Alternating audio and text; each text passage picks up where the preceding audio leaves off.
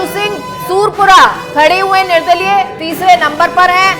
अभिषेक चौधरी 9000 वोटों से आगे हैं। यानी कि अगर आप आशु सिंह सूरपुरा को देखेंगे और इसके अलावा राज्यवर्धन राठौड़ को देखेंगे, इन दोनों जो वोट है वो शायद बढ़ गया आशु सिंह सूरपुरा के कारण। अभिषेक चौधरी 9000 पर आ गए हैं। देवेंद्र जी, इसका जवाब आपसे, क्योंकि और 9000 बहुत अंतर होता है। हाँ, राज्यवर्धन का इतना ज्यादा पिछड़ जाना आश्चर्यजनक है वैसे, क्योंकि अभिषेक चौधरी एकदम नए उम्मीदवार थे और उन्होंने इतना जबरदस्त बढ़त हासिल की है और मुझे नहीं लग रहा है कि आगे ये बढ़त कवर हो पाएगी, क्योंकि काफी अच्छा मार्जिन आशु सिंह सूरपुरा के कारण हो सकता है। आशु सिंह का तो ये माना जा रहा था कि वो वोट काटेंगे कांग्रेस के, लेकिन यहाँ तो कुछ और ही रिजल्ट सामने आ रहा है। नहीं सर, मुझे लगता है कि आशु सिंह सूरपुरा भी बीजेपी से ही टिकट मांग रहे थे और एंड मोमेंट तक उन्होंने पूरी कोशिश करी, लेकिन राज्यवर्धन सिंह राठौड़ जो है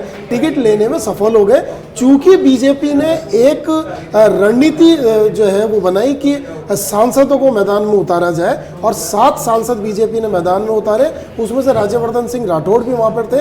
हाँ, शुरू से ये माना जा रहा था कि अगर ये सीट ट्रायंगल फाइट यानी कि त्रिकोणीय संघर्ष में फंसी तो कहीं ना कहीं भारतीय जनता पार्टी डेंट खाएगी। मुझे लग रहा है कि ये जो 9000 की बढ़त है, अभिषेक जो वहां से उम्मीदवार है वो यंग ब्लड है, वो एक सीजन्ड जो है पॉलिटिशियन के तौर पर शुरुआती दौर में नहीं देखे जा रहे थे, क्योंकि सीजन पॉलिटिशियन के तौर पर तो राज्यवर्धन सिंह राठौड़ या आशु सिंह सूरपुरा को देखा जा रहा था। मुझे लगता है कि कहीं ना कहीं जो राजपूत जो वोट है वो बटा और उसका लाभ जो है वो कांग्रेस को मिल रहा है। आशु सिंह सूरपुरा का और इसी तरह से आप देखिएगा कि 80 सीटों पर मेगा त्रिकोणीय संघर्ष है, 11 सीटों पर बहुकोणीय संघर्ष है। तो जहां जहां त्रिकोणीय संघर्ष है वहां पर हमको उम्मीद के ठीक विपरीत जो है रिजल्ट देखने को मिलेंगे। अब बागी जो है सबसे ज्यादा डेंट पहुंचाएंगे।